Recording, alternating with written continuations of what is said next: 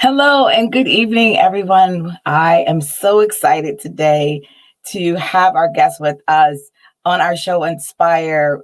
We have Kristen V Carter, who is an award-winning content creator, a showrunner, a speaker, and an entrepreneur. And she has, created amazing unscripted programs and supervising unscripted programs. She even let us know she's in the middle of working right now. So we don't want to get any more of her time wasted. We want to enjoy this conversation and finding out her journey and how she got started. But without further ado, let's welcome Kristen V Carter. Hi. Hi, Kristen. Hi, how are you? Hi. Great. Hello. Thank you so much for having me. I'm excited. Yes. We are so excited to have you. Yeah, especially I was like running through all the things that you've done. I was like, and it's amazing because you don't think about, well, I watch credits because that's what I do, but in terms of being in business, but you think about people who put the production side of it. People always think about the front part of the front camera, but they forget about all the people that go on behind the camera. So that's why we're so excited to find out about how you got your start in here. And for those who don't know, this is Keyana. She is the founder of Inspire. And, she has brought about this platform that is here to inspire everyone or anyone who's looking to be inspired by someone's journey and how they got started in their career. So, but Kristen, let me just dive right in and go ahead. We have to say our fabulous host, Sha. Thank you. Yes, that is me. That's you see the name at the bottom. But yeah. So Kristen, I guess just trying to get back in terms of like when I was trying to start out the origin of who you are as a person and thinking about like that little girl staring in the mirror, brushing her hair and watching her favorite show. What did you in your mind say to yourself, when I grow up, I'm going to become? And what was that? Sure. So when I was younger, I was always into performing. I've been dancing since I was 3 years old. I was one of those kids that I used to play like I would make radio shows and have my mom listen to it. I was always like really, really creative. And so as a youngster, I always was into television, music. I love music from the time that I was younger. So when I was maybe in high school, that's when I started to really think about it. When I was a kid, it was just something that was fun. I used to joke with my two best friends that I wanted to write a movie about us. There was a movie called Now and Then. And I said, I want to do the Black version of Now and Then because we were, kids that were really, really close. And I felt like our lives were super interesting. And at the time, I wanted to actually be a pediatrician and a gerontologist. I wanted to cure arthritis. I wasn't into science, but I was super close to my great grandmother and she had arthritis. So long story short, was thinking like, I'll do this movie about this young lady who wants to be a pediatrician, my friend who wants to be a lawyer, my friend who wants to be a scientist. And as we got older, we all went our separate ways. But what stayed the same was the fact that I always wanted to write. And so I leaned into that when I was in high school. And that's when I started to uncover like, maybe I can do something in television. I love award shows. Let me look into this. And then I was able to get an internship at BET. And that's how I really started my journey in production today. Oh, wow. That's amazing. Like just like the trajectory, how your career was like, I want to be a pediatrician. And then you turn into writing about a story about it and all of that just kind of sparked your interest in wanting to do it. So when you, I guess, first started writing, most people say they fell in love with reading as well. Was it a book? Was it a novel? Did you start writing and you felt like I have a little knack in this? How did it kind of make you really feel a spark about wanting to start that journey in writing and then getting into that?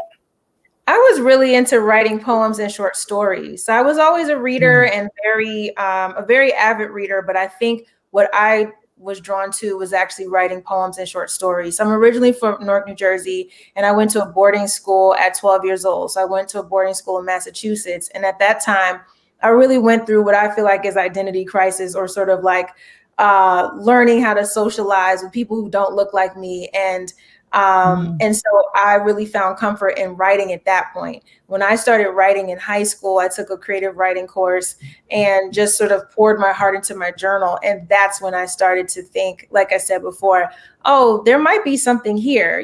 When I wake up in the morning, like Sister Act 2, one of the quotes is like, if you wake up singing, then you're supposed to be a singer, girl. That's something that Whoopi Goldberg said in the movie. And for me, when I used to wake up, I would wake up thinking about writing. I would wake up thinking about like learning about television. And that's what made me lean into studying television in college. So I guess let's take the journey to like your first job. You said you started BT and interning and you got that. I mean, of course, you have to go, because I think about my internship. I had to go through an interview process. You think that just interning, you just walk up and like, I'm going to do work for free and they'll hire you.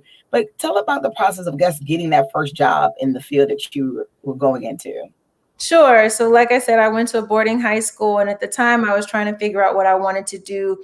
And I was always into choreography, music, dance, all of those things. So just trying to track that for you. So when I started to really think about what is something that I could do for a career, I started to ask questions about television. And so Stephen Hill, who is a former executive at BET, he actually went to my high school. And so I was able to get in touch with him.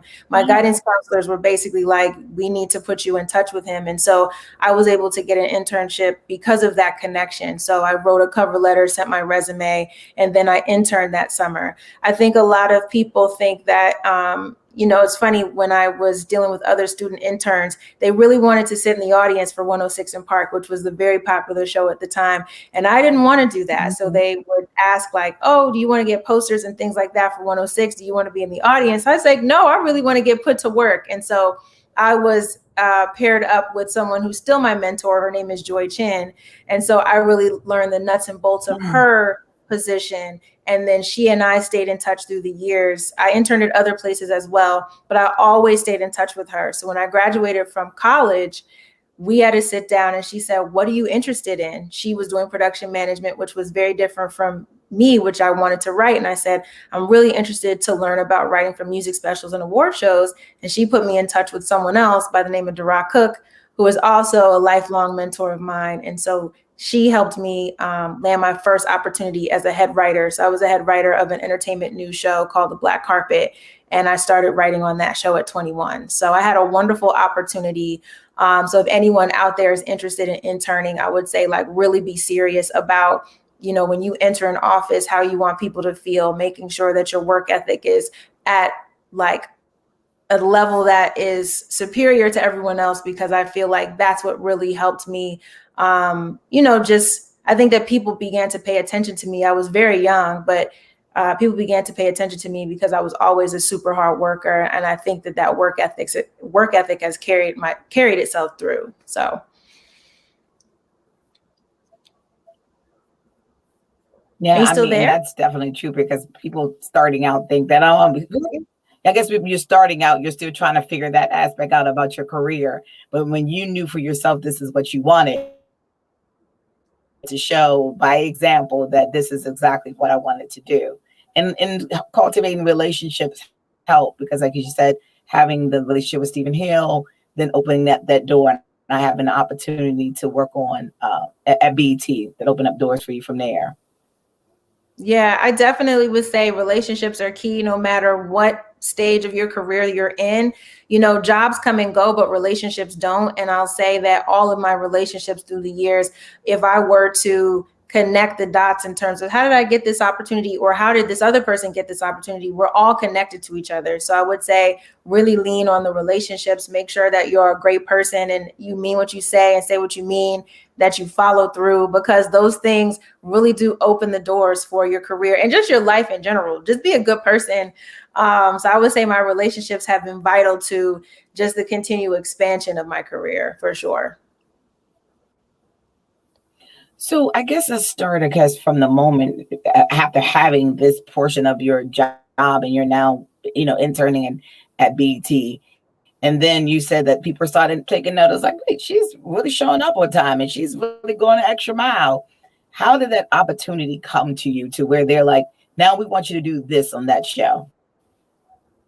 Well, I feel like I explained how I got from intern to actually a professional opportunity, but I'll say that when I was interning at BET at that time, they had just moved from the actual 106 in Park to the CBS building, 57th and 10th. And so my supervisor put me in charge of like decorating her office, taking her calls in the morning before she got there, making sure that I wrote time notes on schedules and things like that. And so I took that to heart. Her office, I feel like I hooked her office up. I think Joy would still say, Kristen hooked my office up. She took that really seriously.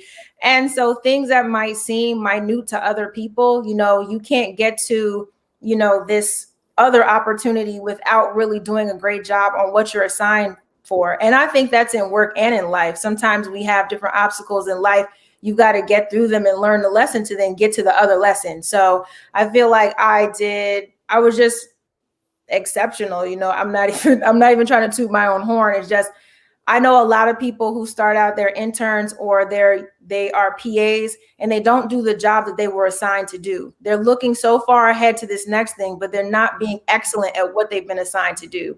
And so I think for me, I took answering calls really seriously, making sure that she followed up on appointments, making sure that, you know, when I had to write down schedule or time codes or anything like that, that my documents were thorough and efficient. And so I think that helped me just set a precedent. And I think that continued on as I interned at ABC and PBS and different places. I still kept that same attitude, that still working hard ethic. That's something that I've always had. And so I think that that's what helped me open the door to my first paid opportunity, which I said was being a head writer for an entertainment news show. So that's what I guess maybe specifically asking about that experience about once you became in that position, because although you got there, you know, people of course saw that, and now you're there. Then once you become a head writer, what was that experience like being in that position? And what does that entail once you're getting into that? Now you're the writer, and you know, in terms of entertainment shows, are you writing everything from the nuts and bolts? Are you basically reviewing the scripts that they already have? Like, what goes into being that? Sure. So as a show writer, so at the time I was a writer for an entertainment news show. And so what that means is I'm writing host copy. I'm writing what our two hosts say. And then I'm also writing interview questions for segments. So let's say there is an interview segment very similar to something like this. I would make sure that I work with the researcher to put together the interview questions, make sure that my producer is all set in terms of knowing what to ask our talent, and then just making sure that the show is cohesive. So if we have any online promo information that needs to be sent out about what is on that episode, I wrote that, and just making sure that anything that was the voice of the show, that's what I articulated. And then as I moved on beyond entertainment news and began doing award shows, I write what the hosts say, I write what the presenters say. If there's anything that's like award nominees and things like that, then I make sure that I have information on telling that story. So when we see like these lifetime achievement awards and things like that, there's a writer and a producer, or both. I'm a hybrid. So you have a writer producer that basically helps tell that story, asks certain questions, writes voiceovers and things like that. So that's a little bit about what I do. There's so much more when it comes to writing for other formats, but for entertainment news and like live shows, I would say that's really the nuts and bolts.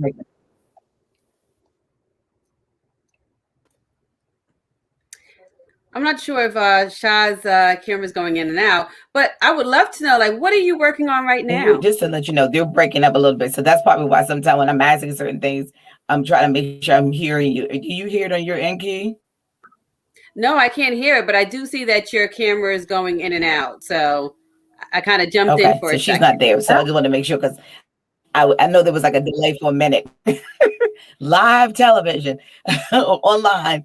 So now that you're there, I guess explain to our audience in terms of, I guess, the difference in terms of when you're writing for a show like that, because you said you're writing for everything in terms of like what the person's going to say. When episodic, you have writers who deal with like a show episode, and then there's another person and another person, the other person. Are you dealing with that, you know, especially with entertainment, they come on daily. Are you doing it every day for that specific entertainment show, or are you dealing specifically for that one day of the week that they're coming on? So for the entertainment news show that I worked on, we were once a week. So I worked on a show once a week.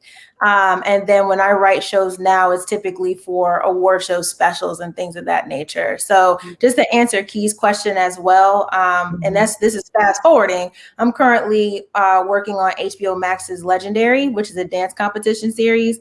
And so that's premiering on May 6th on HBO Max. So May 6th is in just a couple of weeks. So that's like literally, it's a great show. I'm looking forward to it. So that's what I'm working on right now. Oh, that's exciting. Well, we look forward to that. Yeah, I saw the trailer for it. It's great.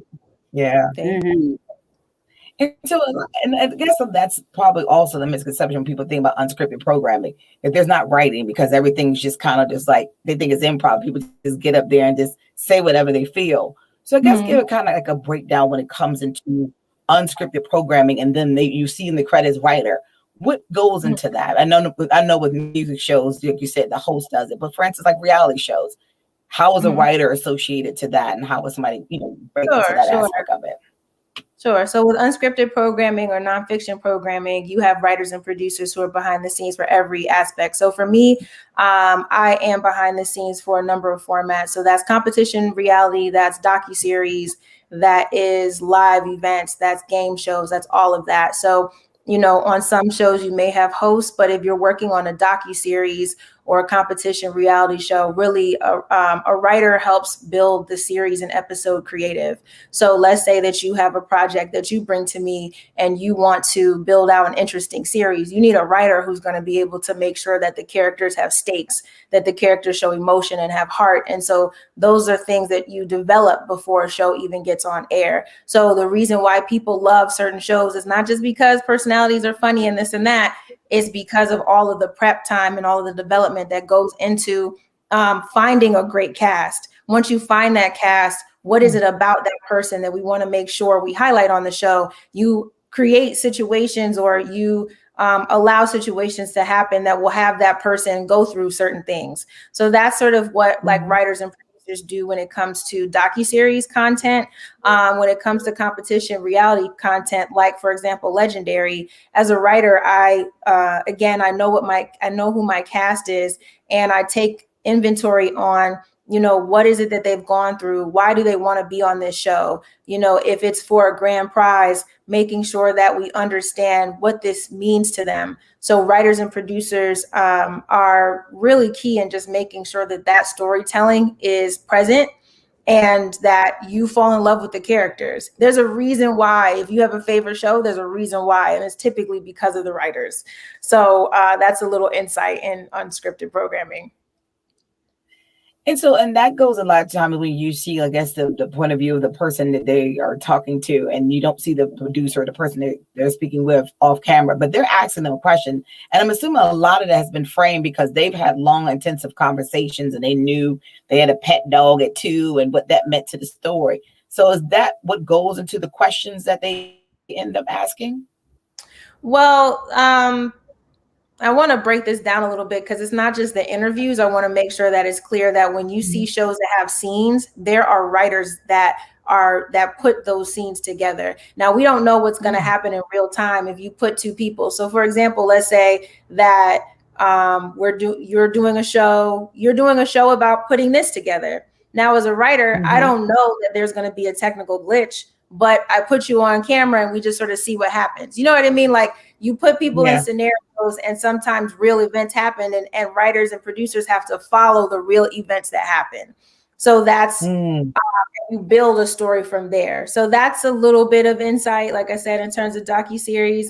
It's not just the interview questions, it's all of it. It's the full series. So when it's an 8 or 10 episode series and you're following character arcs and you're following, this person from A to Z, the stories just don't unfold just because. Like, there's people that are steering certain storylines that you see on television that seem very organic. And the reason they seem organic is because you have people behind the scenes that are making sure that things unfold organically. So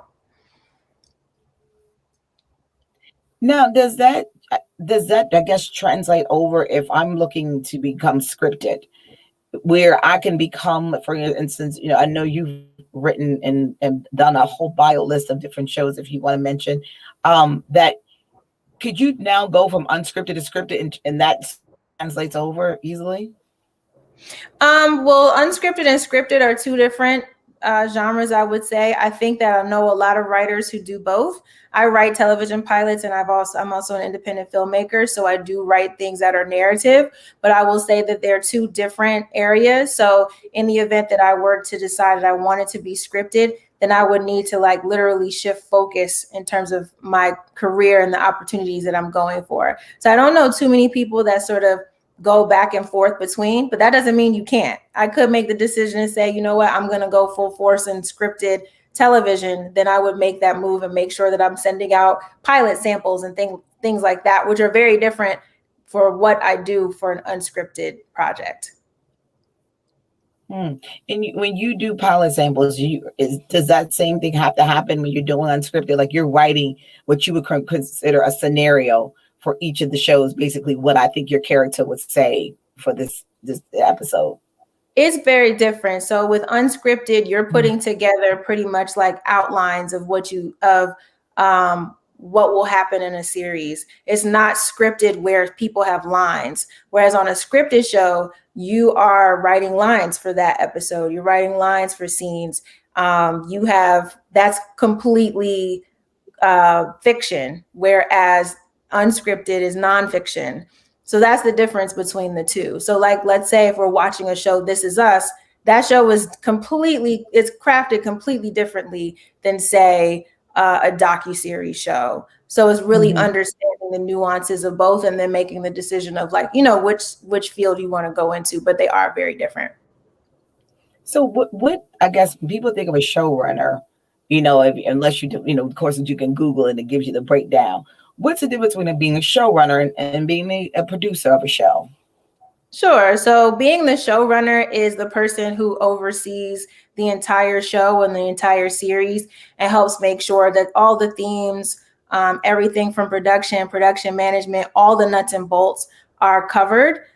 When you're producing a show, you are one of the producers of the show, making sure an aspect happens, but the showrunner oversees everything. So as a showrunner, I just ran a project with Kevin Hart called Heart of It All, and it's a financial literacy series on Chase's platform. And so I was responsible. There was a presentation deck that they had for, I think, about a year or two, actually. And I helped develop the series, which means like breaking it into 4 episodes. I had a casting director, shout out to Monica Boyd. I'm not sure if she's watching, but I worked with her on making sure that we had great cast. And then once we had the cast and figured out the different scenarios that we were going to follow for the financial issues, each person had a different financial issue. Then I have to write the script. So basically, write the episode overview and what everything is all the scenarios that are going to happen. So those particular people would meet Kevin. They go through some financial challenges, and then we see in real time what's going to happen. And then from there, after everything was shot, then I oversaw post-production. So as the showrunner, you have your hand in absolutely everything, making sure that the network is happy, your clients are happy, talent is shown in the best light, and that you have covered all bases, essentially. I know that had to been an interesting experience working with Kevin Hart and trying to take a serious topic about financial literacy and have a comedian being there. I know he's like a spokesperson for them, but that had to be interesting to be able to create, like you said, the overview for that. And also adding, and although you're using real people in those scenarios, are you writing what he's saying in those engagements with the talent? So what I would do, so Chase has particular language that they want to make sure they get across because, they have themes and mottos, and they also have different products that they want to make sure are featured in the episodes. But honestly, someone like Kevin, when you have talent who's that amazing, basically I would give him the overview. He would look at the cue card and he would think about how he's going to put it in his own words. So he's not totally scripted, but he gets an outline. So again, with unscripted, you give everybody an outline. Kevin was definitely like, what are the points I need to hit? Boom, boom, boom. He puts it in his own words, and then he gets into the scene. So the actual talent, the non-celebrity talent, the people that had the financial issues, they didn't necessarily know what was going to happen. So Kevin drove the scene. So like he knew what he was going to say, and then they needed to answer questions, go through challenges, and we watched that play out in real time. That's amazing. So you also spoke about being an independent filmmaker. I saw that you made a film called First Date that was on Magic Johnson's network. Talk about that experience. I know having so many hats, how, because again, you said that's stepping into a whole nother place. How was that and you deciding that you wanted to write that? Sure. So just sort of to back up or to sort of connect the dots. So we had talked about my early years in television. So after I knew, like after I hit the goal of being a head writer and writing speeches for Deborah Lee, who's BET's former CEO, and a lot of the Viacom executives, then I decided that I wanted to write for award shows. I did that. I worked on some of my favorite shows. And then I worked on like Making the Band, America's Best Dance Crew. And at that time, that was when I decided that I wanted to work on a film. So when I worked on America's Best Dance Crew, I was a field producer. So I had shifted from writing to field producing. And field producing means that you're directing your cast and crew on set, essentially, for unscripted. And so when I realized that I had a knack for directing cast and crew, I had said to my cinematographer, I was like, oh man, I would love to shoot a short film. And so he was my director of photography. I was the director. And so it was my very first time getting my feet wet as a director of a short film. And so that's how I put my film together. So I actually directed that in 2012. I can't believe it's been so long. But I shot that film in 2012, and then it went on the film festival circuit in 2013 and 2014. And so it was a wonderful experience for me because you are wearing a different hat. You know, I was touring with the short film, the entire time. I also made a workshop series around it. And so it was just a wonderful opportunity for me to stretch my skills. And I think that opportunity, me creating that opportunity for myself, allowed me to continue to open the doors for other things like developing shows and things of that nature. So for anyone that's watching out there, if there's an idea that you have and you want to work on something, get to it. You know, find other people who are like-minded like you, put a crew together. You got to figure things out. You got to walk before you can run. And so I think that doing the short film at that time really informed the rest of my career, you know, even now, I would say. So I guess I don't know in terms of being a writer and having this, you know, being a project overseer in that aspect. Do you have a particular project that you say to yourself that you really enjoyed working on, and what was that? And also when it comes down to it, I guess how did it kind of challenge you when you were doing it?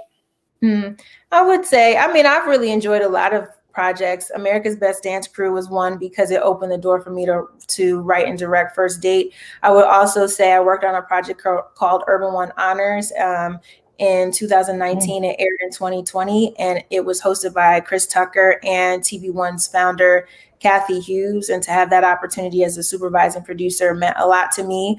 You know, being a liaison between a production company and a network is no small feat. And just being able to show everybody the ropes, but also I think step up to a plate. I had never been supervising producer of an entire award show before.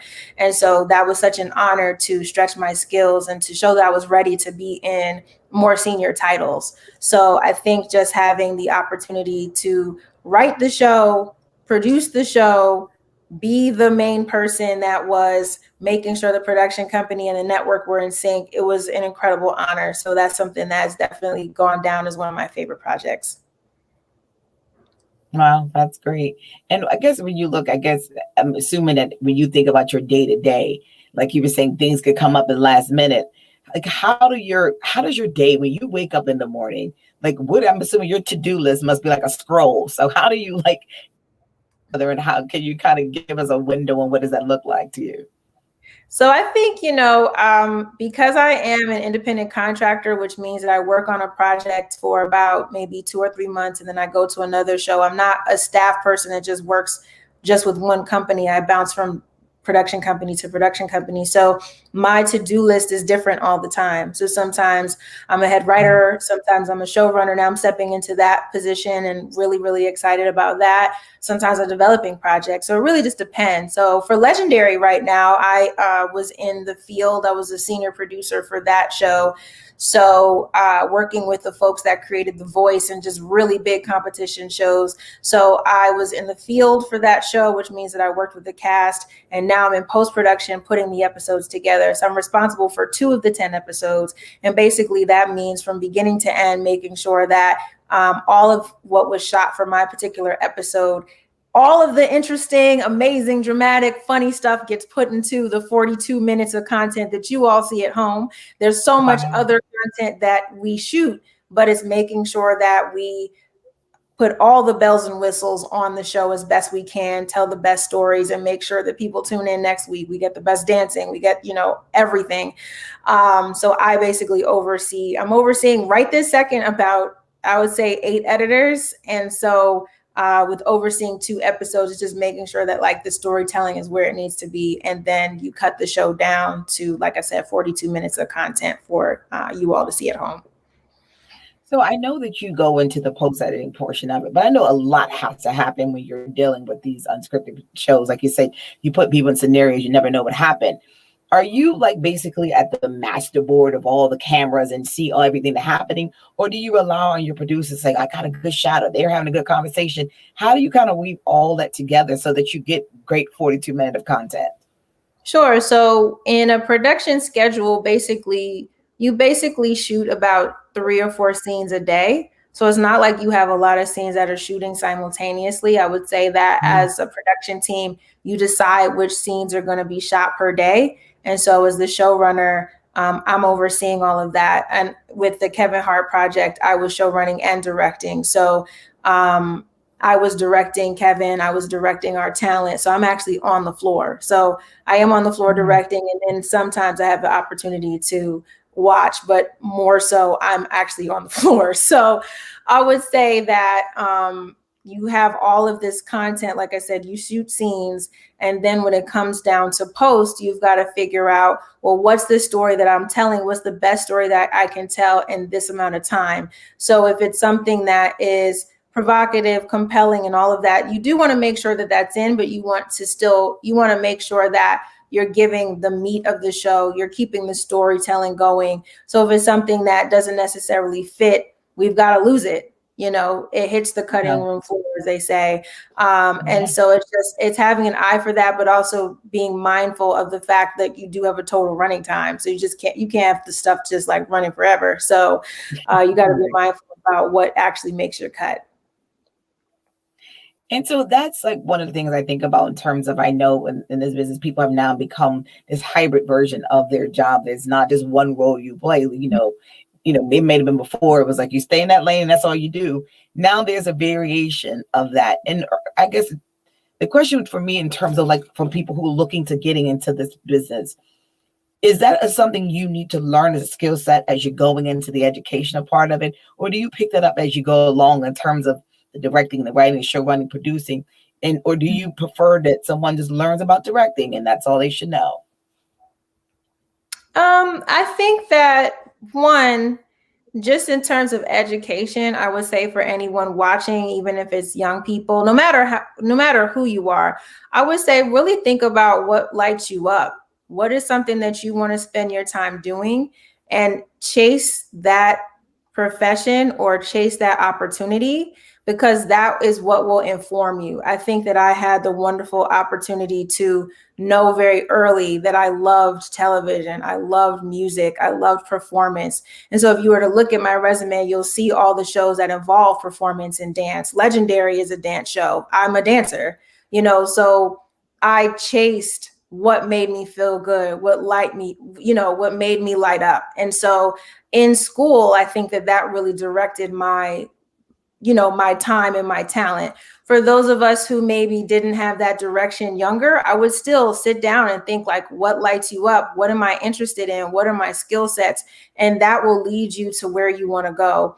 The second part, I felt like there were 2 ways that I interpreted your question. Another way is like, once you're in production, your career is going to change. You know, when I started out in production, I was a writer and then was an associate producer and then a story producer, field producer, development executive, and so on and so forth, supervising producer. Now I'm a showrunner. Your titles change as you expand. And so, you know, as I've continued to grow, like I said, when I hit America's Best Dance Crew, that was the first time I thought, wow, I really want to direct. And then I directed, and then I thought, oh man, now I really want to show run. And then I worked my way up to that. And so I think that being a hybrid is really understanding your skill sets and also chasing new opportunities and just continuing to expand. And I know you spoke about how people who helped you along the way and having those relationships. Was there a particular person along the way that guided you, or did you kind of create relationships that you kept that helped you? Because as you said, you made a decision for yourself. You wanted to do these things. And oftentimes not having done it, you may have needed to lean on someone. Did that happen for you along the way with each one of those things that you decided for yourself you wanted to do, that you found someone you could lean on? Yeah, I have a great village. You know, I think that you lift as you climb. I have a great village. And then I know that I've also supported people as well. I think that we all help each other along the way. There's several people who I looked at as mentors that now I look at as like big brothers or big sisters. They may not even see any differences, but to me, I feel like I always have a special place in my heart for those people. So, you know, Joy Chin, like I said, is somebody who is still a mover and shaker in the business. She's somebody that I've known since I was 17 years old. I've known her more than half my life. And she has always been a resource for me. I don't see her very often. We don't even speak very often, but she's like a big sister to me, and I will always respect her. So her, and I would say Dara Cook, Ramon Bug, those are 3 people. Andre Cole, those are 4 people who, whenever I had anything go on, I would ask them questions. Like I said, even now it's different because now if you've known people through the years, then you start talking about personal stuff. It's not always just professional. It's like, how do I navigate this kind of thing? And so there's several people that I feel like have been in the trenches with me. 2 other people that come to mind are twin sisters, Jashika and Janika James, who are screenwriters, and they are co-EPs of some very successful shows. I know them personally and professionally, and so we talk about it all. So I definitely wouldn't be here without people who have championed me, just like there's folks that I'll come in contact with and they'll be like, Kristen, you've been here since the beginning. And I'm like, oh yeah, I have. I mean, the same thing has happened. I talk to folks, I'm like, you've been here from the beginning. And it's just like a circle of love. I mean, I know that kind of sounds cliche, but it really is true. Your relationships are everything. It's not the job. I get so many people that ask me about jobs, and I'm like, that's not the way you approach things. It's the relationships. The job will come because of the relationships and because you're a hard worker. I never have to look for work because people always send me stuff based on who I am, how I refer people, the fact that I'm a hard worker. Those things mean so much more. So relationship. So I love everybody. And Taj Sharif said, I'm one of those. Chris has been a huge help to me. Very much appreciate her. So love you, Taj. And we have another comment from Tawanda Edwards. Kristen, I'm extremely proud of you and wish you continued success. Thank you and your mom for introducing my son and I to the ABC program. I see firsthand amazing talent that has come out of their schools. You truly are a Black girl who rocks. Thank you so much. Oh, we have another comment from Jacqueline Harden. Says, hello, ladies. Super excited about this interview. Thank you. Thank you. So I wanted to actually think about when we talk about being a Black girl who rocks. It's not lost on me. I know I've been on set and I look around and, it's kind of like, oh, okay, it's not much of okay.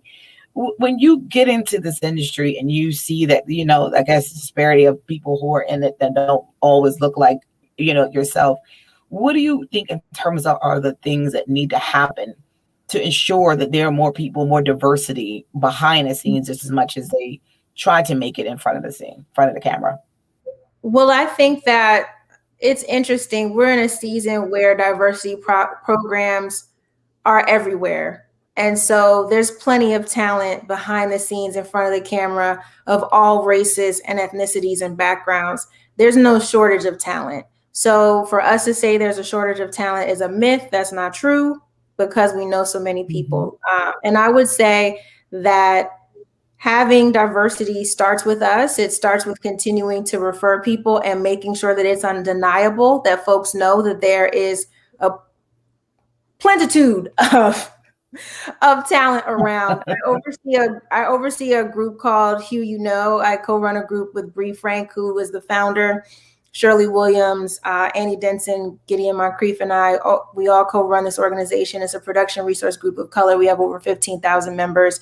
And so we're all about employment and empowerment and making sure that it's undeniable that companies know that we exist, that boutique production companies exist. You don't always have to go to the production companies that you know of. You can have production companies of color work with your network. You can have production crews of color. And so I think I would ask for anyone who's watching that may not look like me, because I do feel like people of color are doing a lot of work. I would say I would ask for the people who are not of color to do the work. That means to look outside of your circle. That means to have colleagues and friends who might not be, who might not look like you. Make sure that you let them know about opportunities. There are great people out here. It's undeniable talent. And so I really think that there's an opportunity, especially what's going on in the world. It's a wake-up call for each and every one of us. Like, it's not just Black people. Don't ask me what do I need to do? Figure something out and do it. Like, mentor people, or see that showrunner for that particular show. Say, hey, I want you to work for my network. And so it takes people in these higher positions, no matter what color and background, it takes people in these positions to continue to open the doors for other people. Yeah. And that's so true. Like you said, go outside your circle. It's like right around the corner. You didn't have to go that far. Right. You didn't have to go far at all. So a part of your other plethora of titles, you're also an entrepreneur. Like, I'm like, how do you find the time? Because like being an entrepreneur is like you got to clone yourself almost to be a person who run their own business, but you do, and you have an organization that you run as well. Talk about that and how you even fit that into your schedule. Sure. So I run a workshop called Blessed, Booked, and Busy, which is basically about becoming a six-figure earner, whether you are a small business owner or a freelancer. And basically that any business idea comes from wanting to be a solution and answer a question. And so I always get asked, Kristen, how do you work like 12 months out of the year as a freelancer or independent contractor? How do you juggle 4 and 5 projects at a time? I don't know many people who have that. And I won't even call it a challenge. It's a blessing to be able to have such a plate. And so literally in Blessed, Booked, and Busy, I teach or explain, we go through exercises for people to really begin to understand what lights you up. What are your passions? What do you like to do? Okay, when you're in interviews, how do you make sure that you express your skills, not just what they think they want to know, but what do you want to impress upon people? I always say when we're in rooms with people, you have the opportunity to reset the energy. When you walk in the room, something different can walk in the room. So 9 times out of 10, when I do an interview, like, I love interviews because I don't care the energy that someone else had. They might have a bad day and I'm just somebody else on a list that they need to meet, but I want to make sure that I leave an impression. I want to make sure that you understand my background, why I've selected certain shows, why I'm into certain shows, and then what I can offer as an individual, not just the skill sets, but what I can offer just me. All of us have different skill sets. All of us are different and unique. Everyone has their own magic. And so I make sure within the workshop that we explore that and that people walk away understanding, it's not just going for the job. It's really making sure that people know, who you are and why they should always look to hire you. And this workshop that you have is not specifically just about getting to writing and producing. It's about any business or area you want to get into. Yeah, it's basically anything creative. I would say anything creative I specialize in. I've always been equal parts educator and entertainer. Like, if you were to follow just my interest when I was younger, I was an entrepreneur when I was younger. I was a mentor and I was a tutor. I was a summer program facilitator, then I was a substitute teacher, and then I was creating curriculum. I've always been in education. So when I work with people inside Blessed, Booked, and Busy, typically they either find themselves in the education sector or in the entertainment or creative sectors. Okay. So Blessed, Booked, and Busy, y'all. So I'm assuming you got some kind of workshops coming up soon. Look, I was just thinking to myself, I need to get my production crew together. My lighting and got all crazy because now it's dark in here. My curtains falling down. Uh-oh. That's okay. So let me reset. No, I would just say it's just so funny how we were saying how just things happen and you just, and know you got to go with the flow when it comes down to it. But so when you're, in the workshop, I guess one of the things and takeaways in terms of, you going into this and you tell people you find a thing that lights you up, then what? Because I always say one of my quotes that I came up with, dreaming big doesn't start with the dream, it starts with the action. So what do you tell people once after you found the lighten up part, then what? Well, it's one, figuring out what opportunities you want or what opportunities you're going to create. So sometimes people have to make the decision. Are they looking for a job or are they looking for something where they have to create something and build their business and then make sure that it's sustainable? So sometimes people build businesses that folks don't necessarily need. You have to answer a need or create a solution. So like I said, whenever I'm coming up with a different workshop or I'm coming up with a different business idea, I'm always like, well, what's the solution? What am I answering? What am I helping? And so I think people have to get really clear about, is my business going to be sustainable? Am I going to be a solution to someone? So it's figuring out that thing. And then also, if you want to be more traditional and get a job, then it becomes, okay, what are the specialized skill sets that I have? How can I articulate what I do in a way that I'm undeniable in the room? So I always say when we do interviews are just an opportunity. They're like a practice run of sharing who you are. So for me, when I get into rooms, if the opportunity is for me, it's for me. And I'll just explain who I am and the value that I bring, that I feel is different from everyone else. It's being able to articulate your value. So that's what I really talk about in Blessed, Booked, and Busy. I strip away all the other stuff and I'm like, what lights you up? What's your value? What are you negotiating? Okay, you might be negotiating too low. Let's figure out the mindset behind that and change that thinking so that you can go for what you really want. And then let's set up a plan so that when you're in the room, you're undeniable. So I try to it's a holistic approach. It was funny. I just did a workshop with Hugh, the organization I just told you about, and I did a workshop for a network, and we talked the entire time about values and how your values help you see or unsee bias. And I think that people don't look at the holistic approach enough. They always look at the material thing or the result, but really, like, it starts with mindset. It starts with all of those things before you get to the action. I would say create a mindset and then create a plan to go out and make change, no matter what change that is. So that's a little bit of an insider thing. And if anybody is interested in finding out more about Blessed, Booked, and Busy, you can just reach out to me. I see you guys are putting links up and whatnot, but feel free to reach out if you have any other questions about it. So I saw that you have the Jazzy Dreamer Entertainment. So is that the company that facilitates the workshops? And so that it involves other things in terms of consulting. So explain that portion of the entrepreneur. Sure. So I have two businesses. One is Jazzy Dreamer Entertainment, which is all my media production and consultation services.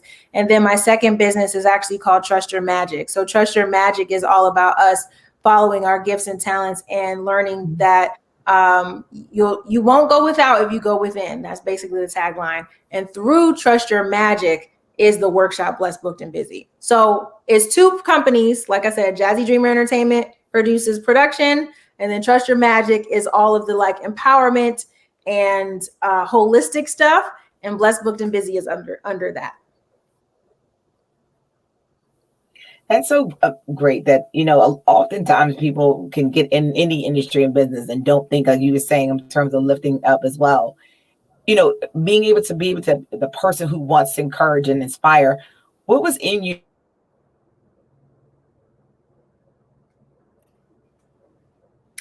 Hi, Kristen. Hello. I'm not sure what happened just now. No problem. I am enjoying this conversation from the back of the show, producing it, and you are definitely an inspiration. Having you come from Newark, New Jersey, now you're in Hollywood doing amazing things, making a difference. I'm proud of you. And I'm proud of all of the things that you're doing. When you were introduced to me from my dear friend, Kim, I said, oh my goodness, we have to have her on the show. And I just want to say thank you for accepting, my request and coming on to inspire. Oh, you're very, very welcome. And shout out to Kim. She's my godmother. So I'm very happy to have made the connection. And I'm always excited to talk about this stuff because, we all have a story. And there's so many other things that I could talk about in terms of like how I even got to LA. There's so many miracles that have happened to have me here, And so I'm just really fortunate and really blessed and always happy to share and always happy to answer questions. So thank you for having me for sure. Yeah, there's probably some young adults watching this, some kids who want to aspire to be in your shoes at some point of their life, and you being able to share your journey, will help someone else in their journey. And that's what this platform is all about. Sharing, inspiring our youth and our young people, and even our adults. I think we all need some inspiration throughout our journey. For sure. I would say it's never too late. So if there's something that lights you up that maybe, you've been in a career path and you want to make a change, especially in the quarantine, I think that the quarantine has really shaken a lot of people up and shown what's important.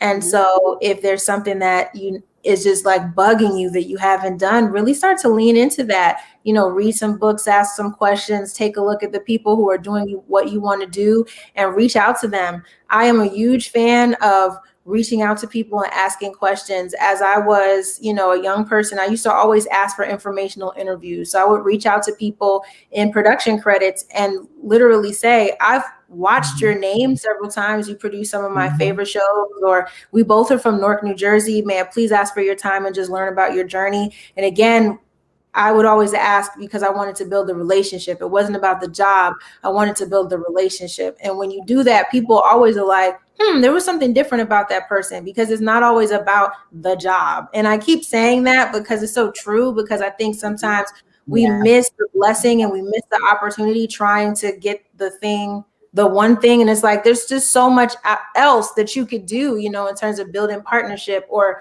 learning a new skill set or whatever. So anyway, I'm saying a few different points, but for anyone at home, no matter what the age, it's never too late. No, it's never too late. That's true. Dreams should have an expiration date. But what are other things that you have on your goal list? And, we have everything happening here, but you have done so much. I can imagine you probably still have things you want to do and accomplish. Absolutely. I've helped quite a few people sell projects. I'd like to sell a television show of my own. I'd like to write a book. I would like to continue to build Blessed, Booked, and Busy. I love speaking and I love connecting with people. And I think there's something there. In the quarantine, I've begun hosting a lot of things. So it's interesting being in this seat because I'm typically in your seat asking people questions. So I do an interview series on Sunday nights, and I've just really enjoyed that. And I think there's something there in terms of me continuing to host. So, the sky's the limit, you know what I mean? And so, like I said before about things expanding, I think you try something new and go, oh, I liked that. Let me kind of see what else is there. And then you do it a little bit more and go, oh, let me change this thing. And so you kind of just keep walking the journey until you get to like the new thing. So I'm really excited for what's to come. I don't know what's to come, but I'm excited. But that's why I used to always hate the saying, stay in your lane, because I always feel like people try to limit others and limit themselves because of the fact that there are multifaceted things that you can do. And if you feel like you can do that as well, do it. Like I like to cook. So why not be someone who says I'm a chef? But you shouldn't have to do one thing, because often people feel like it's taking the glory time from someone else. So that's great that you are, putting your hand into all those other things, because it does form you as a person, because you have other skill sets. So why limit yourself? Right. For sure. That's That's so great. So when you think about just, I guess, everything you said, your journey of even getting into LA and how you came about, what, I guess, I know you have like done so much. What overall advice would you give someone looking to even get started into getting into writing for TV? And, Mhm. I know film is different, but like getting into that medium, what advice would you give? Sure. I would say first, make sure that you are watching shows, get a sense of if you like comedy or drama or sketch. So start to watch shows, get a feel for what you're interested in. And then I would say begin writing, begin sketching things out, whether you want to do a short film or maybe you want to write a pilot and get it to some friends and just see if there's a story there. So I would say, yeah, it first starts with what's on the page in terms of being a writer. When I got started, like I said, with entertainment news, even when I started on that show, I had writing samples. I was an entertainment news producer for Hofstra TV.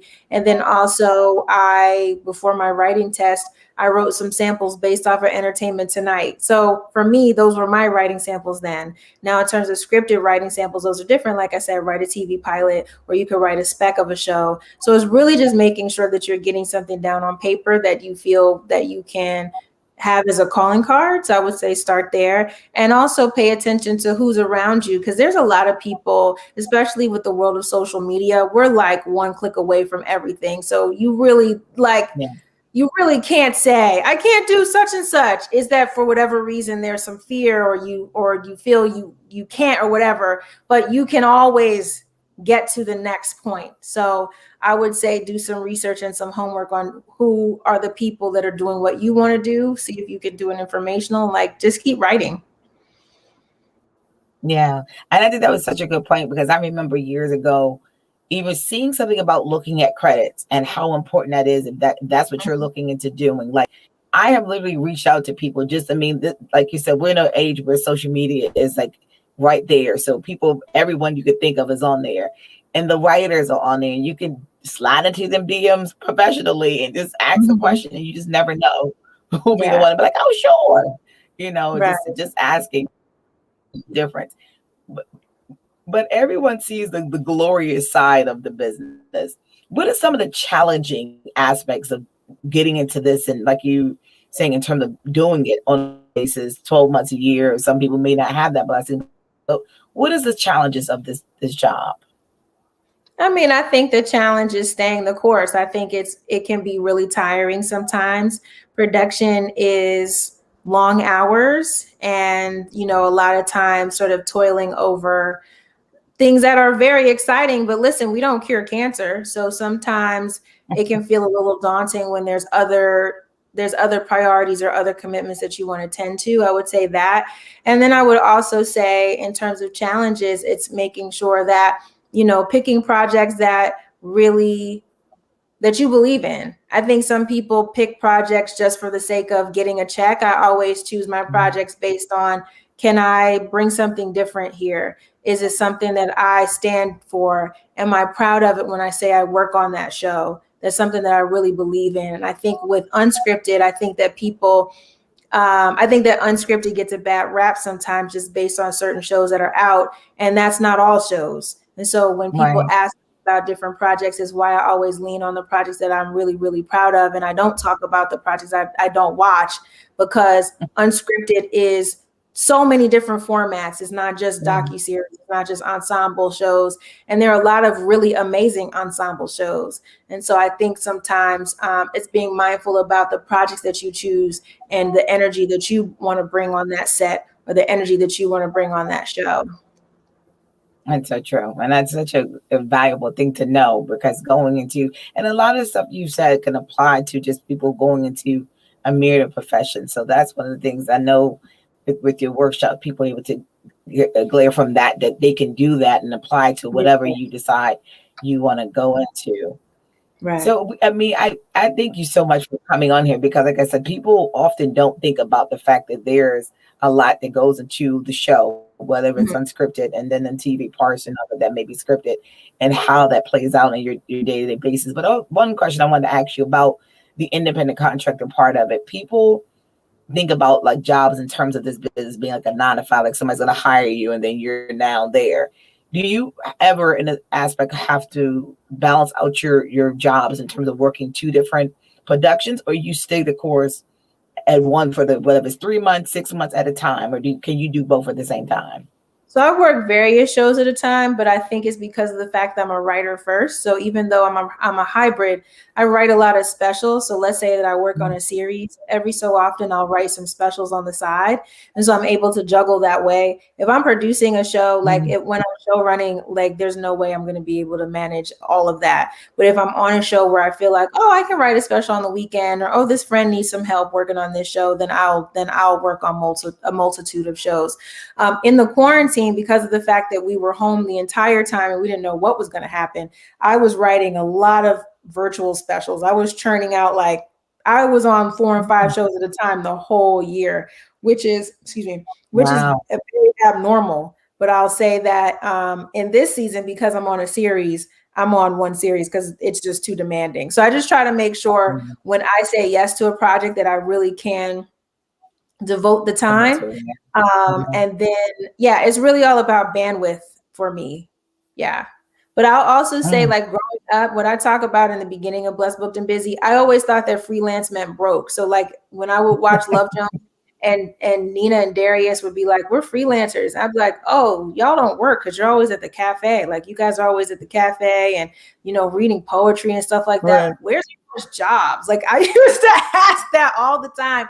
But then I became a freelancer and I realized that you can make a viable career as an independent contractor, as a freelancer. It's a matter of looking at yourself as a business and not just, you know, oh, I'll do a show here or a show there. It's really thinking about what are my skill sets? How do I sell myself? How do I make sure that people know the value that I bring to the table? And you can't lose. So I've been really fortunate to really build a solid career, and I am not interested in being staff. I feel like I am my own business. And I have so many opportunities and flexibility because of the fact that I treat my career in that fashion. And that's so true. And that's a great thing to know because, like you said, there are staff writers and then there are those who, like you said, who can become freelancers and be able to decide, no, I want to work here. And that speaks to you understanding what you want from yourself. Like someone may need the consistency of an everyday being on Ellen versus, no, I want to work specials. I want to do documentary. I want to do this. So that's a difference of knowing that. So that's a great part of it, to learn about themselves and knowing what you want for yourself. Do you need this everyday structure? Or do you need to be able to go, no, I want to go here and I want to be able to do whatever I want when I want to. So that's a good note to know. But we thank you so much for coming on here. I feel like I could talk. I mean, I probably could have like 50 more questions in my head. And I don't want to take too much of your time up, but I definitely, you know, I'm so glad we were able to get you on to just kind of learn about your journey and finding out about your path and how it got you to where you are, and hoping that it has inspired others to want to do it as well. And again, as I'm talking, my studio is falling apart too. So. That is okay. Yeah, no, I'm happy if you want to do a part 2 at any time. I'm happy to answer any questions, but definitely if anyone at home has any other questions, I'm at Kristen V Carter on all platforms. I'm always happy to talk about everything, not just my career, but following your own career and following your own path. I think is so important. It's, you know, time is very precious. The one thing I always say, no matter where I am, is thank you for your time. You could have been doing anything else and you decided to invite me into your space. And I would say the same thing about our careers and about what we do with our time. We really have a short time here. So why do things that you don't like, you know, really get to figure out, okay, this thing makes me light up. This thing I'm interested in. I got to figure out how I'm going to get to it. Even if I've set up my life in a way that's not conducive to happiness, I've got to shift that and make myself happy. So those are the things I'm like, I love talking about.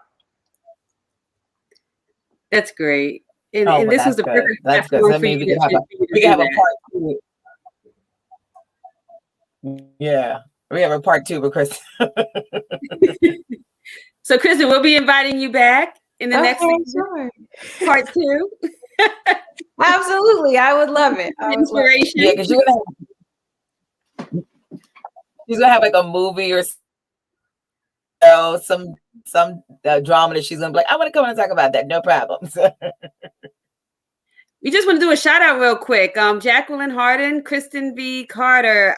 We love you. Great interview and questions. Also, she said, this is a very talented young woman. She's amazing and truly inspiring. We also have Annette Carter. Kristen, you are so inspiring and I'm so proud of you. Such a great interview. Love you. Thank you, Annette. And Tawanda says, great session. Thank you, Tawanda. Appreciate it. Thank you for watching. We appreciate you so much for taking your time out to join us, and be well, and hope you can come back on soon to join us. I would love to. Thank you so much for your time. I appreciate it. Thank you. Thank you. And thank you all for this has been so amazing to sit down and chat with Kristen and learn about her journey and how she is an inspiration to so many of us and what she's doing, because it doesn't fall on me, the fact that she is. And if you want to inspire or know someone who would be great on our platform, please send us a message. You can email us at inspirebyananis@gmail.com. Please follow us on all social media platforms at Inspire by Ananis. And also, if you have any questions or would like to support us by purchasing a t-shirt, please reach out to us, send us an email. You can also Cash App us. Oh, I think we're going to get Sha back in here. So if you love the show, please consider donating to, I guess it's $ Keyana Tennant on Cash App. Sha, I'm taking your whole spiel away, okay? Good, go for it. Because I set up this studio is now going to throw it away because this studio doesn't like me anymore. I think I'm going to actually call for my phone. It's like I'm in, my studio's a closet now. So yeah. So look, anywhere we can do it. Anywhere we can do it. But if you know a young leader, an entrepreneur, or someone who's willing to share their journey, send them our way. Bring them on our Inspire platform so they can share their journey and inspire others.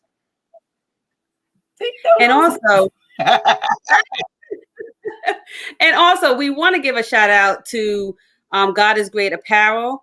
They have been supportive to our platform, and please visit them. They are at the Livingston Mall in Livingston, New Jersey, or follow them at hashtag God is Great Apparel.